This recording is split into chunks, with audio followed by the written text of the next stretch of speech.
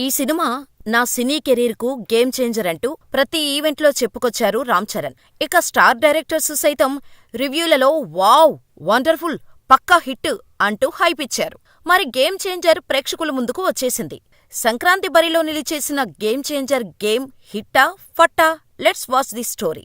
Sankranti Tollywood కి చాలా పెద్ద పండుగ. ప్రతి ఏడాదిలాగే ఈసారి కూడా పండక్కి 3 భారీ సినిమాలు బాక్సాఫీస్ వద్ద పోటీ పడుతున్నాయి. వాటిల్లో ఒకటైన Ram Charan game changer release అయింది. క్రియేటివ్ డైరెక్టర్ శంకర్ తెరకెక్కించిన ఈ చిత్రంపై మొదటి నుంచి భారీ అంచనాలు ఉన్నాయి.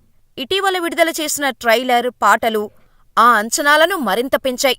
దానికి తోడు ప్రమోషన్స్ కూడా గట్టిగా చేయటంతో గేమ్ చేంజర్పై మంచి హైప్ క్రియేట్ అయింది.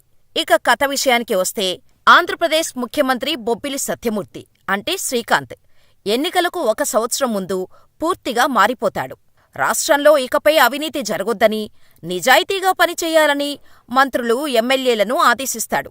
సీఎం నిర్ణయం ఆయన కొడుకు మైనింగ్ మినిస్టర్ బొబ్బిలి మోపీదేవి అంటే ఎస్జి సూర్యకు అస్సలు నచ్చదు. ముఖ్యమంత్రికి తెలియకుండా అవినీతి దందా చేస్తూనే ఉంటాడు. అంతేకాదు, తండ్రిని తప్పించి సీఎం సీటులో కూర్చోవాలని కుట్రలు పన్నుతాడు. అదే టైంలో ఉత్తరప్రదేశ్లో ఐపీఎస్గా డ్యూటీ చేస్తూనే సివిల్స్ పరీక్ష మళ్లీ రాసి ఐఏఎస్గా సెలెక్ట్ అయిన రామ్నందన్ అంటే రామ్ చరణ్ వైజాగ్ కలెక్టర్గా వస్తాడు. వస్తూనే జిల్లాలో అవినీతి, దౌర్జన్యాలు మానేయాలని రౌడీలకు, వ్యాపారులకు వార్నింగ్ ఇస్తాడు. దీంతో కలెక్టర్కు, మంత్రి మోపీదేవికి మధ్య వార్ మొదలవుతుంది. సరిగ్గా అప్పుడే సీఎం సత్యమూర్తి చివరి కోరిక అంటూ ఓ భారీ ట్విస్ట్ ఇస్తాడు.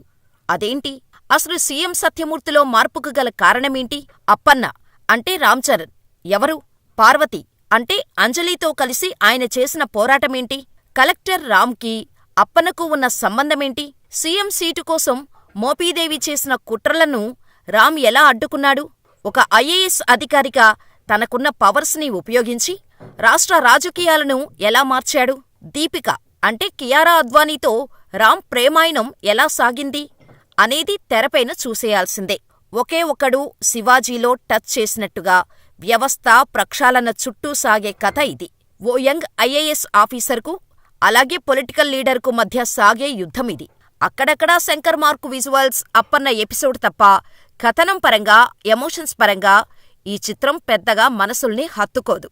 వాస్తవికతతో కూడిన సినిమాలను ఇష్టపడుతున్న జనరేషన్ ఇది. వాళ్లకు స్క్రీన్పై ఇప్పటివరకు చూడని ఓ కొత్త ప్రపంచాన్నైనా చూపించాలి. లేకుంటే వాస్తవానికి దగ్గరగా అనిపించే కథనైనా తెరకెక్కించాలి. అయితే గేమ్ చేంజర్ ఈ రెండిటికీ దూరంగా సాగింది. భారతీయుడు 2 రిలీజ్ తర్వాత శంకర్ మేకింగ్పై విపరీతమైన ట్రోల్స్ వచ్చాయి. బలమైన కథలు రాసుకోవటం లేదని విమర్శలు వచ్చాయి. ఆ ఎఫెక్ట్ గేమ్ చేంజర్పై కూడా పడింది. మెగా ఫ్యాన్స్తో పాటు శంకర్ అభిమానులు కూడా ఈ చిత్రం ఆయనకు కంబ్యాక్ అవుతుందని ఆశపడ్డారు. కానీ వారి ఆశ పూర్తిగా నెరవేరలేదనే చెప్పాలి.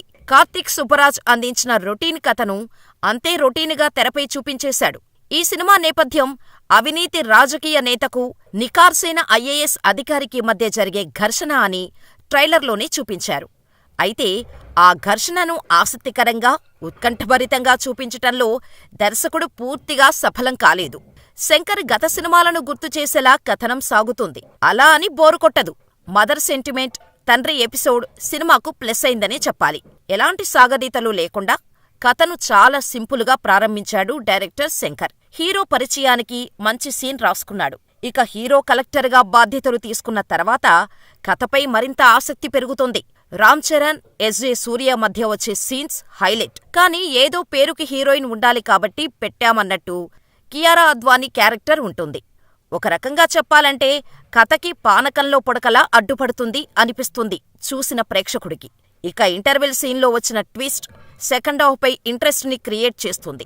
ఇది కదా సినిమా అంటే, ఇది కదా ట్విస్ట్ అంటే అన్నట్టు ప్రేక్షకుడిని సెకండ్ హాఫ్ చూసేలా ఉంటుంది. ఇక సెకండ్ హాఫ్ లో వచ్చే అప్పన్న ఎపిసోడ్ అందరినీ ఆకట్టుకుంటోంది. ఆ తర్వాత స్టోరీ మళ్లీ రొటీన్గా సాగుతుంది. ఆ తర్వాత ఏం జరుగుతుందో ఆడియన్స్ చెప్పేసేలా ఉంటాయి సీన్స్. మోపీదేవి, రామ్నందన్ మధ్య సాగే టామ్ అండ్ జెర్రీ వార్ బాగానే ఉన్నా ఆ తర్వాత వచ్చే సన్నివేశాలు మాత్రం అంతగా ఆకట్టుకోవు. ఫస్ట్ హాఫ్తో పోలిస్తే సెకండ్ హాఫ్ బెటర్. ఇక నటన గురించి చెప్పుకోవాలంటే 3 కోణాల్లో సాగే పాత్రలో రామ్ చరణ్ కనిపిస్తారు. యంగ్ మ్యాన్గా, అప్పన్నగా, పబ్లిక్ సర్వెంట్గా ఆయన నటనతో మెప్పించారు. తన లుక్స్ కూడా ఆడియన్స్ ని ఆకట్టుకుంటాయి. ముఖ్యంగా అప్పన్న పాత్రలో ఆయన నటన మరింత ఇంప్రెసివ్గా అనిపిస్తోంది. అయితే కియారా అద్వానీ పాత్రకి ఈ సినిమాలో పెద్దగా ప్రాధాన్యం లేదు. పాటల్లో మాత్రమే ఆమె అందంతో కట్టిపడేస్తోంది. నటనకు ప్రాధాన్యమున్న పార్వతీ పాత్రలో అంజలి యాక్టింగ్ సూపర్గా చేసింది. ఆమె 2 రకాల లుక్స్తో కనిపిస్తోంది. ఆమె పాత్ర నేపథ్యంలోనే ఎమోషన్స్ బాగా పండాయి. మినిస్టర్ మోపీదేవిగా ఎస్.జె. సూర్య నటన సినిమాకు హైలైట్గా నిలిచింది. హుషారైన తన నటనతో విలనిజం పండిస్తూనే అక్కడక్కడా ఆయన ప్రేక్షకులను నవ్వించాడు. శ్రీకాంత్ కూడా ఈ సినిమాలో 2 లుక్స్తో సందడి చేస్తారు. కథని మలుపు తిప్పే కీలక పాత్ర ఆయనది. జయరాం, సముద్రకని, రాజీవ్ కనకాల ఇలా అందరూ ప్రాధాన్యమున్న పాత్రలో కనిపిస్తారు. సునీల్ది సైడ్ యాంగిల్ పాత్ర. అలా చూపెట్టడం తప్ప ఆ క్యారెక్టర్లో కొత్తదనమేమీ లేదు. బ్రహ్మానందం ఇలా కనిపించి అలా మాయమవుతారు. పృథ్వీ, రఘుబాబు తదితరుల పాత్రకు చిత్రంలో పెద్దగా ప్రాధాన్యం లేదు. ఇక ఈ చిత్ర సాంకేతిక విభాగాలు మంచి పనితీరును కనబరిచాయి. తిరు విజువల్స్తో ఆడియన్స్ ని కట్టిపడేశారు. ప్రతి సీన్స్ గ్రాండియర్గా కనిపిస్తోంది. తమన్ సంగీతం చిత్రానికి ప్రధాన బలంగా నిలిచింది. పాటల కంటే కూడా బ్యాక్గ్రౌండ్ మ్యూజిక్ సినిమాకే హైలైట్గా నిలిచింది. జరగండి, రామచ్చా పాటలు ఆడియన్స్తో థియేటర్లో స్టెప్పులు వేయిస్తాయి. అరుగుమీద పాట ఆకట్టుకుంటోంది. ఆర్టు, ఎడిటింగ్ విభాగాలు మంచి పనితీరును కనబరిచాయి. ముఖ్యంగా మోనిక, రామకృష్ణ, అవినాష్ల ఆర్ట్ టీం శ్రమ ప్రతి సీన్లోనూ కనిపిస్తోంది. రైటింగ్ పరంగానే సినిమాకి లోటు జరిగింది. మాటలు పర్వాలేదనిపిస్తాయి. సామాజికాంశాల్ని బలంగా తెరపై చూపించి చెప్పడంలో ఎక్స్పర్ట్ అయిన శంకర్ కొన్ని సీన్స్ తప్ప మిగతా వాటిని ఎఫెక్టివ్గా చూపించలేకపోయారు. నిర్మాణపరంగా దిల్ రాజు, శిరీష్ ఏ లోటు చేయలేదు. కథ కొంచెం వాస్తవాలకు దగ్గరగా ఉండి ఉంటే గేమ్ చేంజర్ గేమ్ మరొకలా ఉండేది. మరి మీరు గేమ్ చేంజర్ చూసి ఉంటే ఎంత రేటింగ్ ఇస్తారో మాకు కామెంట్ చేసేయండి. నమస్తే అమెరికా, నమస్తే Dallas. Thank you ma'am, thank you for having me. నిజంగా నాకు మాటలు రావట్లేదు.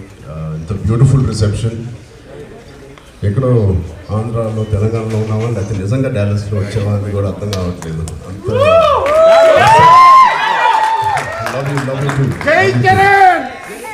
డాలస్ అనేది we have to choose a city కాబట్టి, లేకపోతే అక్రాస్ ద స్టేట్స్ మీ అందరూ ఎంతో ప్రేమతో వచ్చినందుకు చాలా చాలా thank you. We have to choose a city కాబట్టి మామూలుగా డాలస్ అంటామా, డాలస్ పోవడం అంటామా. So I can see how the enthusiasm and of cinema lovers and the purely overseas law, US law, you guys make and break any film and the talk really, and it is so important. Good luck ga maaku ikkadi nunche modulu pettali promotions ani, so we need all your luck and blessings for Game Changer. So Rajgaru చెప్పినట్టు I think we should save few words for tomorrow. మొత్తం ఇక్కడే మాట్లాడాలని ఉంది, లోపల మనసులో ఉంది. But I think I just wanted to come meet the main lot of people and వచ్చి మిమ్మల్ని అందరినీ కలపాలని ఒకసారి ప్రైవేట్గా ఇలాగా సెషన్ ఇచ్చినందుకు చేసినందుకు, and for all of you supporting Rajesh and ఇంత పెద్ద ఈవెంట్ ఆర్గనైజ్ చేసిన ఆర్గనైజర్స్కి, ఆ టీం అందరికీ స్పెషల్ థ్యాంక్స్. రేపు దీని గురించి మాట్లాడతాను. Thank you Rajesh, thank you so much. ఎవరైనా రాలేకపోయారో వాళ్ళకి కూడా థ్యాంక్ యూ అండి. I hope you guys are enjoying wherever you are and watch this film on January 10th. So US లో థ్యాంక్ యూ. Raj